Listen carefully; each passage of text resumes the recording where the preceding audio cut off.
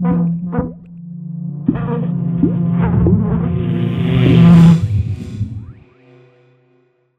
following feature may contain references to sex, drugs and rock and roll. Oh, and some bad language too.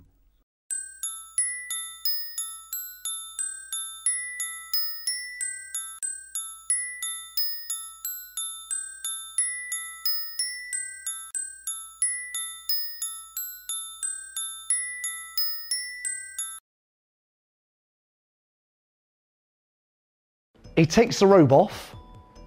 There's a knock on the door. I swear to God this is true. There's a knock on the door. A guy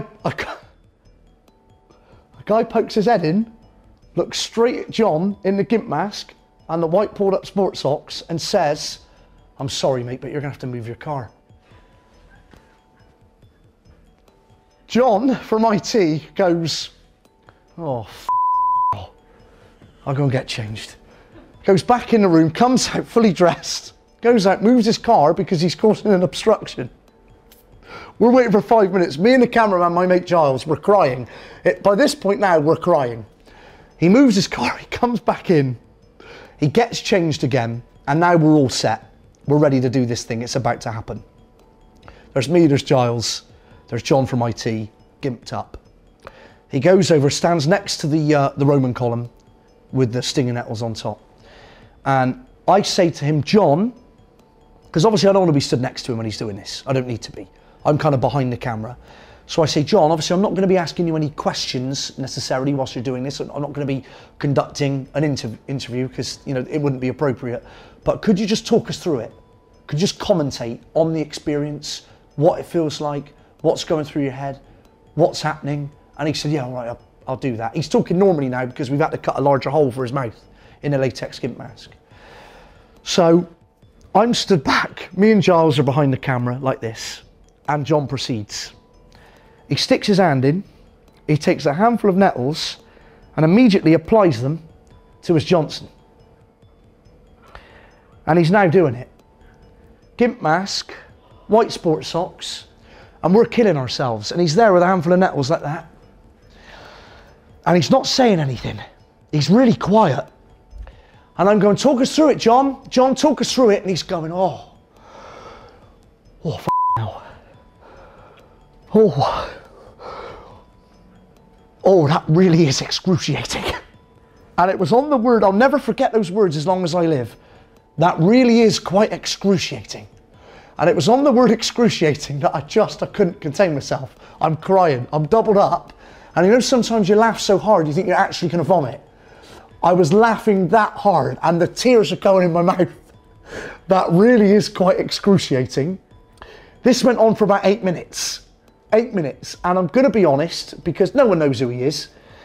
His identity was never revealed. He couldn't get wood. And God love him, he was trying. He was really trying, and to be fair, he was more concerned about the fact that his hands were getting stung. And at one point he said, "I should have worn some latex gloves. I should have got some surgical gloves." I don't know what I was thinking. I've never done this before. That is excruciating. And he said, "I'm ever so sorry." He put the nettles down. He said, "I'm sorry, lads. I'm gonna have to call it a day. I'm gonna have to stop." We said, "That's all right, John. That's absolutely fine. We've got it. Everything's covered." He takes the gimp mask off. Now I'm faced with a naked man with a semi and a pair of sports socks. He goes into his bag. And at one point, it was a weird thing. At this moment, around this time, I remember his mobile phone going off. And he had like a weird ringtone. It was like a children's TV theme. It was like, I can't remember. The one element of this story I can never remember is what the theme was. But it was something like the Magic Roundabout, you know, something like that.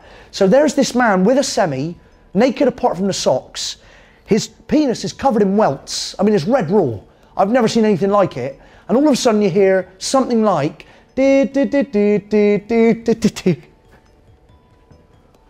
"Hello?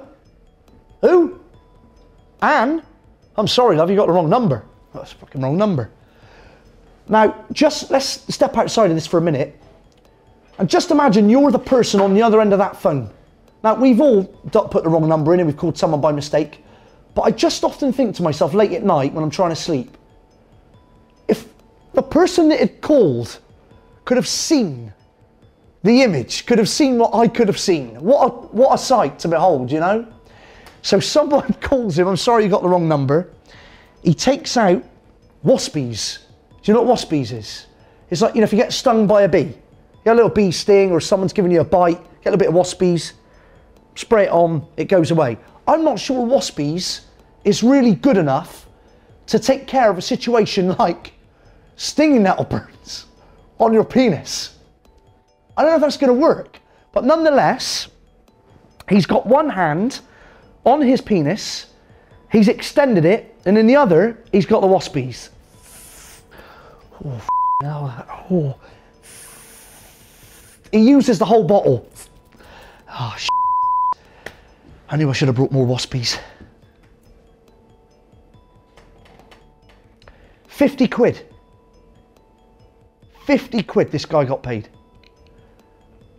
And he worked it in IT.